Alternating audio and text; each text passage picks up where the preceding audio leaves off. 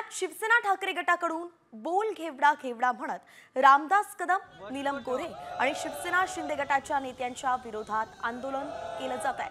पुण्यातील रस्ता पेठ power house चौकामध्ये हे आंदोलन सध्या सुरू असल्याचं दिसतंय। बोल घेवडा म्हणत हे आंदोलन सुरू आहे आणि त्यात नीलम गोरे यांच्या विरोधात घोषणाबाजी करत आंदोलकांनी म्हैस सुद्धा आणली आहे। हे दृश्य आपण पाहतोय, थेट पुण्यातली ही दृश्य असून ठाकरे सेना सध्या पुण्यात आक्रमक झाली आहे। कॉमस्कोर नुसार आता isakal.com आहे देशातील नंबर 1 ची मराठी न्यूज वेबसाईट। प्रत्येक अपडेटसाठी isakal.com ला नक्की भेट द्या। नीलम गोरेंच्या घरी जाऊन ही म्हैस आहेर म्हणून आम्ही देणार आहे। बर्चिडीत आम्हाला तर दिली नाही, पण आम्ही तिला ही म्हैस नक्की देणार आहे। ताईपेक्षा आई चांगली, ज्या आईच्या दूध पिऊन आपण वाढलो, ज्याचे संस्कार मिळाले, पण त्या दुधाशीच प्रतारणा केली म्हणून याच म्हैस या ठिकाणी दाखवायला आणली आम्ही।